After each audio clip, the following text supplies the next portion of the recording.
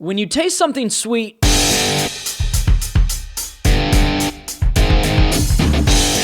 man, do you just want more of it. And that's the thing about some delicacies. There's different layers to it.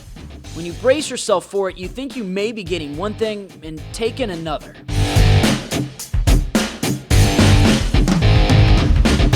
Sweetens Cove has a feeling of home when you pull in, maybe even Mama's kitchen-like. Depending on who's over, the music in the house might fit your liking. I'd imagine most whose palates give it a go were ready on some level because of the newfound exposure this place has, but if you somehow stumbled into this place of golf worship, you're getting Sprite when you thought you were holding a glass of water. Tennessee's Augusta on acid. And sure, that's a good line for it, but the fine-tuned architecture is something you'll see and hear about here. I can't think of a better 9-hole venue in the world. Look, I'm gonna build you the best 9-hole golf course in the world. If you don't on the first bite, I promise it'll become acquired. If you're hungry for it, welcome to the 19th hole, Sweetens Cove.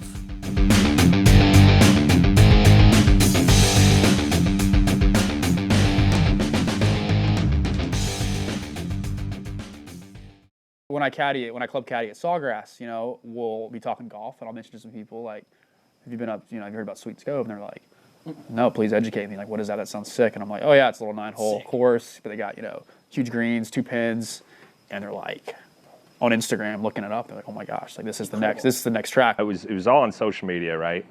And I remember trying to tell my wife about it, and I was showing her all the pictures, and I'm like, we just need to get there. And I told the GM that I was working for at the time, like, legitimately, it was like, hey man, I got a job interview, and he's like, where, Sweetens Cove? I'm like, yeah. Well, I'm like, I just got to go see it.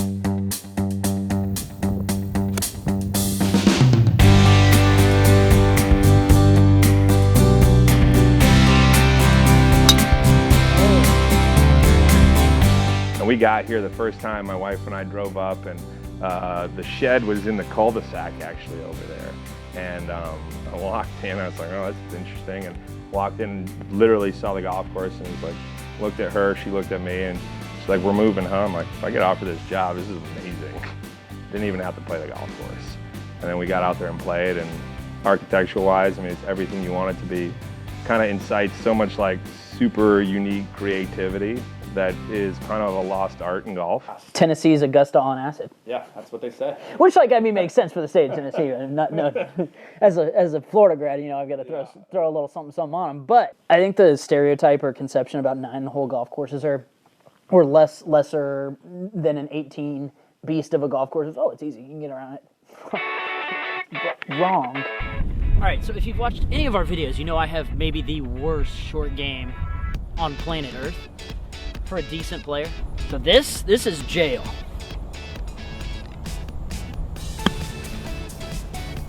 Oh no! In the back tees here, we're 33.51. So it's short, relatively speaking, for the modern golf course, if you will. But as you see from that putting green, I mean, that's pretty much where some of your strokes are going to come. It's like that all the way around the golf course. Might actually put this off the green.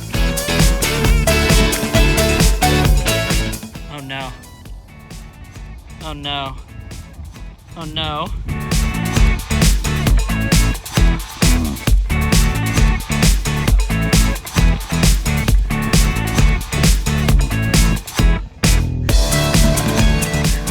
I'm gonna need to see that finished out. He's got to hit it again. Dude, you getting some spots out there? Like you on the par 3. Oh my gosh, we both thought I flagged it on 4. And I remember I picked up my tee and I was like, you know, if the green's working this way, it's gonna be good, but if it's working this way, Ooh, that might be good. I'm in trouble. And sure enough, it was working against the way I was hoping it would not. And yeah, I proceeded to putt it off the green. Oh no. That was nipped. I'm telling you, this would be a great 6. Thinking I'm putting for 2. That's nice, you don't have to move. Oh no. We are in the pocket. Deep. And like, may or may not have made 6 or 7. Like, it's still kind of up. We stopped counting.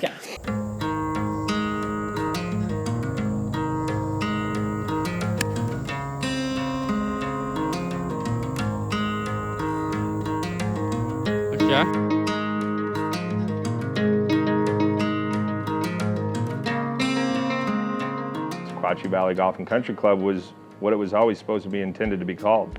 But then, you know, things happened. They were looking for an architect. You should try something different. This guy, Rob Collins, has a different thought process on how to build a golf course.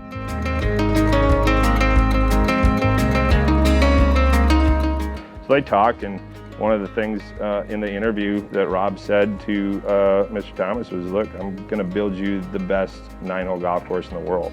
You know, flash forward from 10 to 11, they started the process, took two and a half years, and it kind of came to a halt.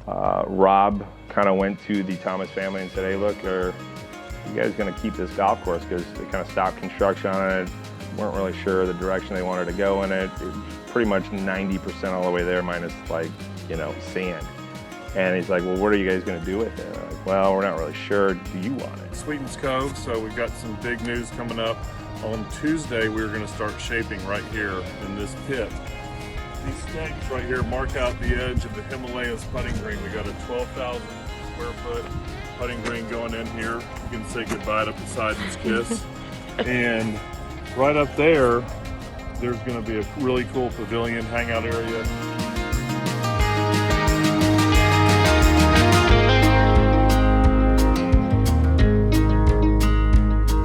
What do you think it says about this place in particular that, yeah, there's only 9 holes, but the demand for this place is so high? I mean, that just says so much. It's a lot of the golf course, obviously. It's a lot of, we've taken the pretentiousness of golf and kind of balled it up and thrown it over our shoulder.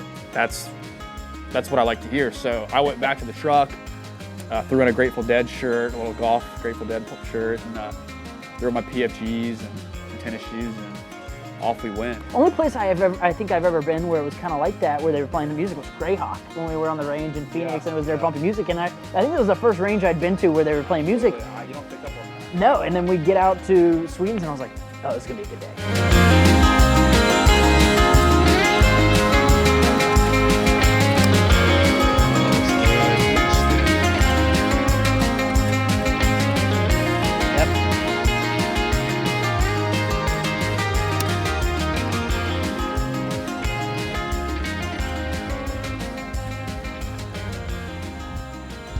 Tweeter here at 9, Sweetens.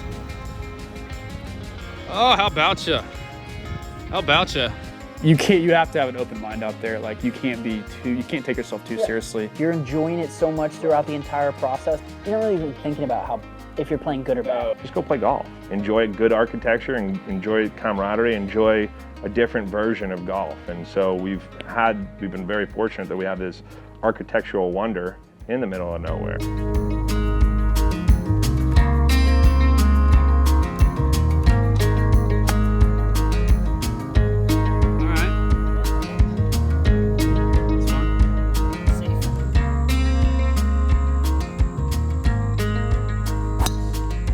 People that hear about it are a part of a community. People that go and play it are a part of a community. We don't care. There's a stigma of golf. Golf needs to be a foursome, right? Really, the only thing we care about that you do here is play fast. Play fast, get out of the way, but enjoy who you're with. I mean, if you want to play in a 9-some, I'll let you play in a 9-some as long as you don't ruin it for anybody else. I mean, and that's the thing. Same thing with tee times. We only allow, and going forward in November, Thursday, Friday, Saturday, and Sunday, 40 people, period, on property. And those are all-day passes. So you play all day.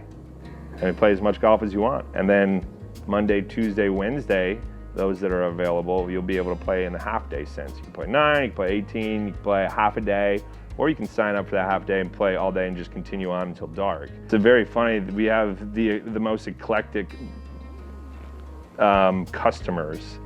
Anywhere from somebody that's a very golf novice to the golf purist in the same form. So like you got the ultimate ultra country clubbers coming, and then you just have a couple of best buddies. They're like, hey man, you just gonna whack it around for a little bit. And they have the same exact amount of fun out here, which is amazing.